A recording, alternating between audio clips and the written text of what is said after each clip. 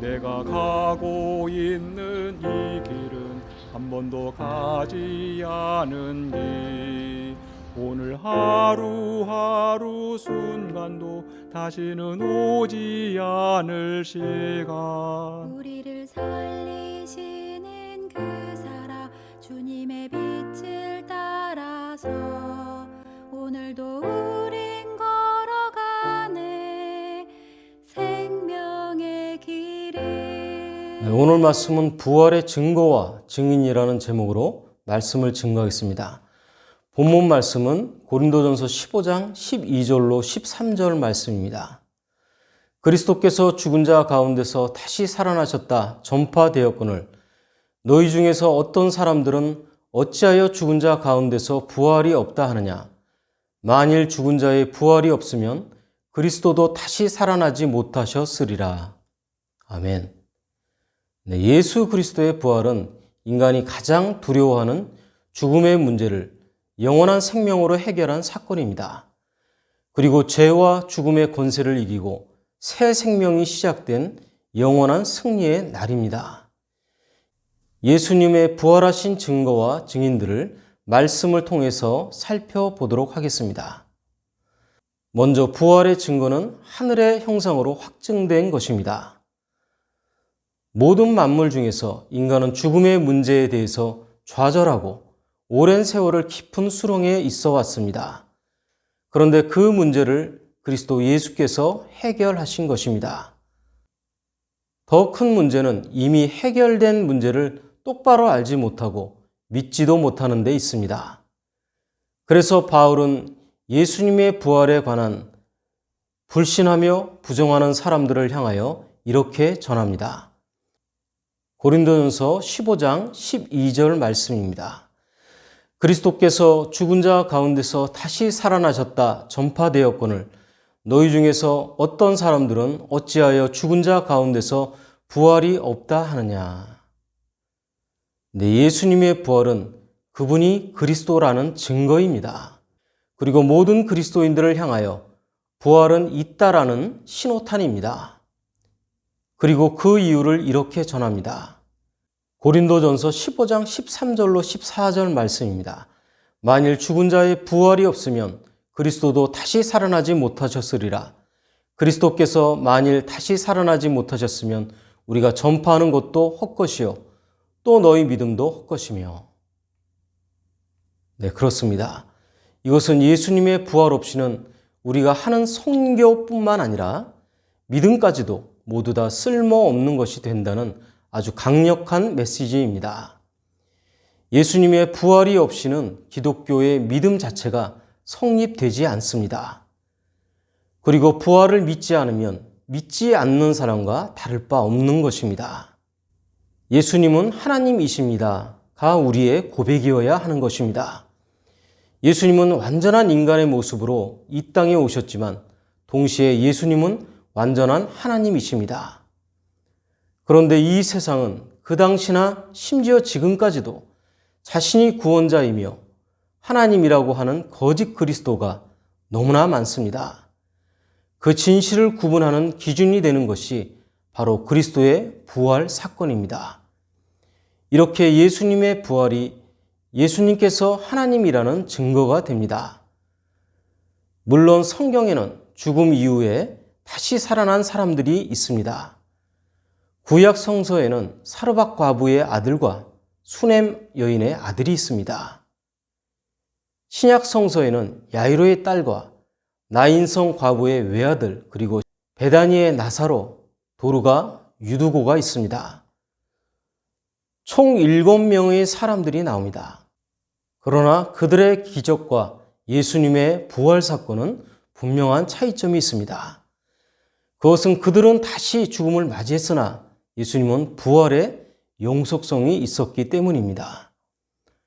성경에서 다시 살아나게 되는 복을 받은 이들은 정말 귀한 경험을 했습니다. 그러나 그 후에 시간이 흐르자 결국 그들은 다시 죽음을 맞이했습니다. 영원히 살 수는 없었던 것입니다.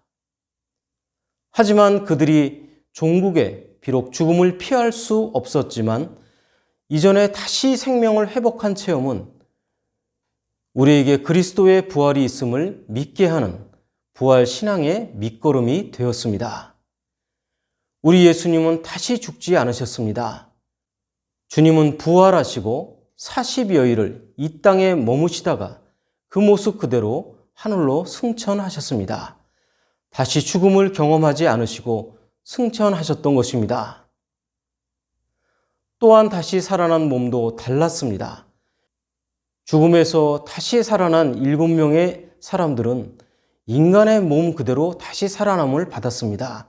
그 모습 그대로였습니다.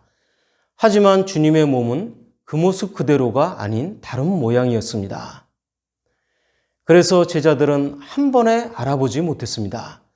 엠마오로 가는 두 제자들은 한동안 예수님과 함께 걸으면서 대화했지만 그분이 예수님이라는 사실을 전혀 몰랐습니다. 두 제자들이 깨달아 알았을 때에는 이미 그들의 곁에서 떠나가신 이후였습니다. 누가복음 24장 30절로 31절 말씀입니다. 그들과 함께 음식 잡수실 때 떡을 가지사 축사하시고 떼어 그들에게 주시니 그들의 눈이 밝아져 그인 줄 알아보더니 예수는 그들에게 보이지 아니하시는지라. 그렇습니다. 제자들이 그리스도와 떡을 떼는 것은 마치 지금 우리가 예배를 드림으로 말씀의 떡을 나누어 먹는 것과 같습니다. 그때 어두웠던 눈이 열리고 비로소 믿음의 영안이 열리게 되는 것입니다. 마리아도 부활하신 예수님을 처음 만났을 때 그분이 동상지기인 줄 알았습니다. 살아생전에 가장 가까이서 함께했던 사람들이 알아보지 못했다는 것입니다. 그리고 예수님은 공간도 초월했습니다. 어느 순간 나타나셨고 어느 순간 사라지셨습니다. 함께 대화하고 식사도 하시며 걷기도 하셨지만 전혀 다른 몸으로 부활했습니다. 예수님이 하나님이시기에 가능한 부활입니다. 고린도전서 15장 49절 말씀입니다. 우리가 흙에 속한 자의 형상을 입은 것 같이 또한 하늘에 속한 이의 형상을 입으리라. 네, 지금의 몸과는 다른 부활체가 된다는 성경의 말씀입니다. 부활하신 예수님이 음식도 드셨고 사람들에게 손의 못자국도 만져보라고 하셨습니다. 그 부활하신 몸은 보통의 우리 몸과는 분명히 다른 부활체입니다. 그 몸으로 문 잠긴 방에도 들어가시고 하늘에 오르셨기 때문입니다. 그러므로 우리는 이러한 증거들을 토대로 흔들림 없이 예수님의 부활을 믿으시기 원합니다. 예수님의 십자가 사건은 인간의 죄에 관한 문제를 해결했고 부활 사건은 우리에게 소망이 되었습니다. 마지막으로 부활의 증인은 만남과 교제로 목격한 것입니다. 예수님의 부활은 수많은 목격자들이 있는 역사적인 사실입니다. 그들은 분명한 체험을 했기 때문에 그리스도의 부활을 증언하는 참된 증인들이 되었습니다. 고린도전서 15장 15절 말씀입니다. 또 우리가 하나님의 거짓 증인으로 발견되리니 우리가 하나님이 그리스도를 다시 살리셨다고 증언하였음이라. 만일 죽은 자가 다시 살아나는 일이 없으면 하나님이 그리스도를 다시 살리지 아니하셨으리라. 네, 부활신앙은 결코 환영이 아닙니다. 더욱이 신앙 고백만 있는 것도 아닙니다. 왜냐하면 부활하신 예수님은 자신을 숨기지 않으셨기 때문입니다. 자신을 사랑하며 찾는 사람들과 자신이 사랑하는 제자들을 찾아가셨고 그들에게 보이셨습니다. 예수님은 먼저 무덤을 찾아간 여인들에게 보이셨습니다. 막달라 마리아와 야고보의 어머니 마리아, 살로메는 예수님의 시신에 유향을 바르기 위해 무덤을 찾아갔습니다. 그들이 무덤을 찾는 과정에서 예수님을 어떻게 인지했는지를 살펴보면 알 수 있습니다. 그들은 본래 예수님의 부활을 기대한 것이 아니었습니다. 단지 죽은 시체에 유향을 바르기 위해서 갔던 것입니다. 그런데 그들은 부활하신 예수님을 만났습니다. 그리고 예수님의 12 제자들도 비록 시간의 차이는 있지만 예수님의 12명의 제자들 중에 자살한 가룟 유다를 제외한 제자들은 모두 부활하신 예수님을 만났습니다. 또한 부활하신 예수님을 만난 것은 여인들과 12 제자가 끝이 아닙니다. 예수님을 믿고서 따르던 500여 형제에게 일시에 나타나셨습니다. 예수님의 부활의 증인이 소수에서 다수가 되는 순간입니다. 고린도전서 15장 3절로 8절 말씀입니다. 그리스도께서 우리 죄를 위하여 죽으시고 장사 지낸 바 되셨다가 성경대로 사흘 만에 다시 살아나사 게바에게 보이시고 후에 12 제자에게와 그 후에 500여 형제에게 일시에 보이셨나니 그 중에 지금까지 대다수는 살아있고 어떤 사람은 잠들었으며 그 후에 야고보에게 보이셨으며 그 후에 모든 사도에게와 맨 나중에 만삭되지 못하여 난 자와 같은 내게도 보이셨느니라. 그렇습니다. 바울을 제외한 이들의 공통점은 예수님과 가까이 있었던 사람들이라는 것입니다.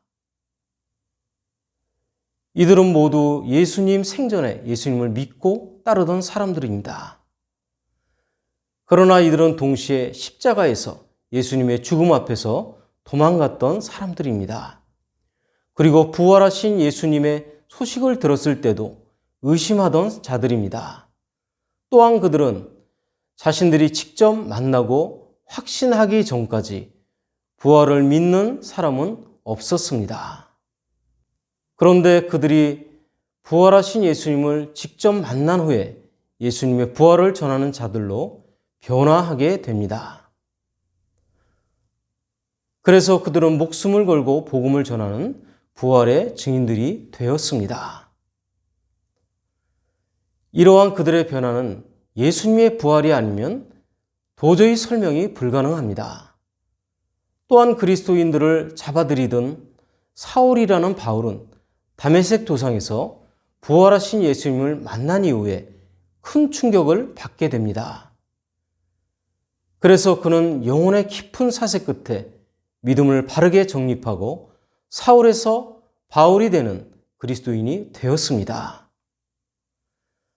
바울의 이 극단적인 변화는 부활 사건에 관하여 우리에게 아주 확실한 증인이 된 것입니다. 그래서 바울은 다메섹 도상에서 예수를 그리스도로 만난 큰 충격에서 벗어나면서 그의 신앙을 이렇게 정리하고 고백합니다. 고린도전서 15장 16절로 17절 말씀입니다. 만일 죽은 자가 다시 살아나는 일이 없으면 그리스도도 다시 살아나신 일이 없었을 터이요. 그리스도께서 다시 살아나신 일이 없으면 너희의 믿음도 헛되고 너희가 여전히 죄 가운데 있을 것이요. 네, 이렇게 예수님의 부활은 확실한 증거와 증인들이 있습니다. 때문에 우리는 예수님의 부활을 의심해서는 안 됩니다. 언제든지 사단은 끊임없이 우리를 유혹하고 넘어뜨리려고 합니다.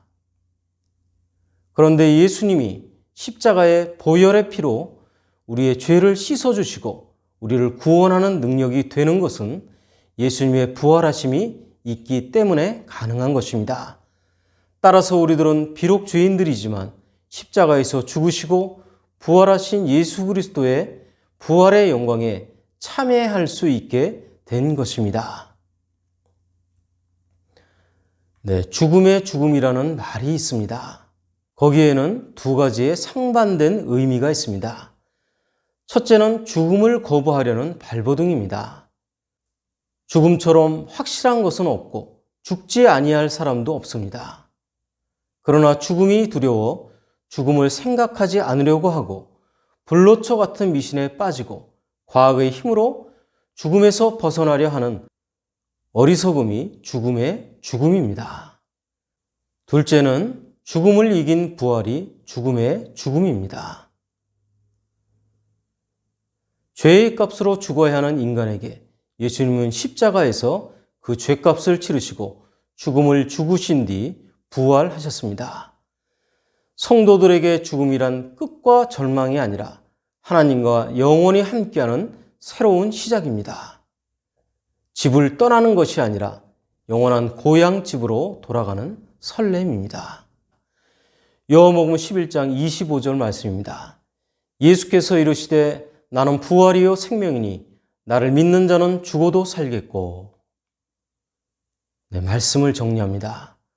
우리는 세상의 도전을 받을 때 반드시 믿음을 세우고 지켜내야 하겠습니다. 왜냐하면 부활의 증거는 하늘의 형상으로 확증된 것이기 때문입니다. 그리고 부활의 증인은 만남과 교제로 목격한 것이기 때문입니다. 그러므로 우리는 항상 부활의 능력과 소망을 품고 믿음으로 그 영광에 참여하며 살아가시기를 예수 그리스도 이름으로 축원합니다.